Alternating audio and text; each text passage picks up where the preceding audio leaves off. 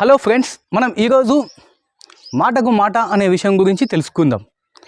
యాక్చువల్గా ఈ సమాజంలో చాలామంది ఏమనుకుంటూ ఉంటారు అంటే, ఎవరైనా ఏదైనా ఒక విషయాన్ని మనల్ని విమర్శిస్తే మనం తిరిగి వాళ్ళను సమాధానం చెప్పాలి.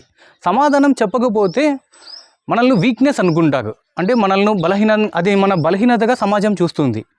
చిన్నప్పటి నుంచి టీచర్స్ కానీ పేరెంట్స్ కానీ మనకు బ్రెయిన్ వాష్ చేసింది అదే.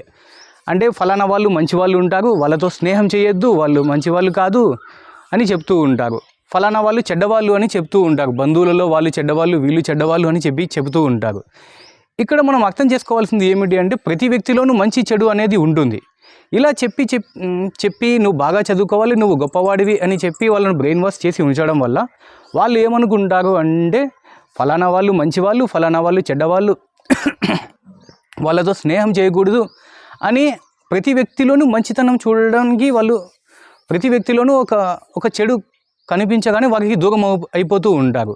తీవ్రమైన మానసిక ఒత్తిడికి అక్కడ గురి అవుతారు. వాళ్ళు అక్కడ ఒక కాన్ఫ్లిక్ట్ అనేది వస్తుంది. ఎందుకు అంటే, ఖచ్చితంగా చెడ్డవాళ్ళకి దూరంగా ఉండాలి అనేది ఒక కండిషన్ అనేది అక్కడ ఫామ్ అవుతుంది. కాబట్టి ఇక్కడ మనం అర్థం చేసుకోవాల్సింది ఇంకొక విషయం ఉంది. నువ్వు మాటకు సమాధానం చెప్పడం వల్ల వాళ్ళు నిన్ను ప్రశ్నించకుండా ఏమీ ఉండరు. ఖచ్చితంగా నీకు అక్కడ ఒక వీక్నెస్ వాళ్ళకు అర్థమవుతుంది.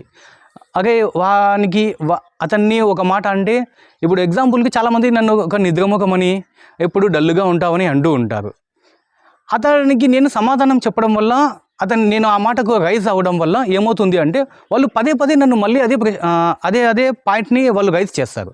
అదే నేను ఆ విషయాన్ని కనుక వదిలేసి నా వర్క్ నేను చేసుకుంటూ ఉంటే, అప్పుడు ఆటోమేటిక్గా అక్కడ ఆ ఇష్యూ అనేది తగ్గిపోతుంది అన్నమాట. ఇప్పుడు ఎందుకు నువ్వు మాటకు సమాధానం చెప్పాల్సి వస్తుంది అంటే, నువ్వు అక్కడ వల్నరబుల్గా ఉన్నావు. ఒక మాట అంటే నువ్వు పడలేకపోతున్నావు. నేను గొప్పవాడిని, నన్ను ఇలా అనకూడదు అనే ఒక యాటిట్యూడ్ అనేది నీలో డెవలప్ అయింది. ఇప్పుడు ఈ యాటిట్యూడ్ నుంచి మనం ఎలా ఉంటే మాటకు మాట సమాధానం చెప్పకుండా ఉండొచ్చు అంటే, ఒక వ్యక్తి నన్ను విమర్శించినా కూడా నేనంటే అది కాదు, వాళ్ళు నన్ను విమర్శిస్తూనే ఉంటారు, నా జర్నీ నాది అని చెప్పి మన వర్క్లో మనం బిజీ కావడము, ఇలాంటివి ఉన్నప్పుడు ఒక యాటిట్యూడ్ని మనం డెవలప్ చేసుకోవాలి. అతను ఏదైనా ఒక మాట అంటే మనకు ఎందుకు కోపం వస్తుంది? ఎందుకంటే నేను ఫలానా, అంటే నేను ఒక నిద్రముఖం, నేను ఒక డల్గా ఉంటాను అని నేను ఆ పర్సెప్షన్ నేను తీసుకున్నప్పుడు నాకు కోపం వస్తుంది. అలా కాకుండా నా యాటిట్యూడ్ నేనంటే ఇది కాదు, నేనంటే ఏదో ఉంది అనుకున్నప్పుడు ఇలాంటివన్నీ తగ్గిపోతాయి అన్నమాట. ఈ యాటిట్యూడ్లో మార్పు వచ్చినప్పుడు మాత్రమే ఈ మాటకు మాట సమాధానం చెప్పకుండా మనం ముందుకు వెళ్తాం.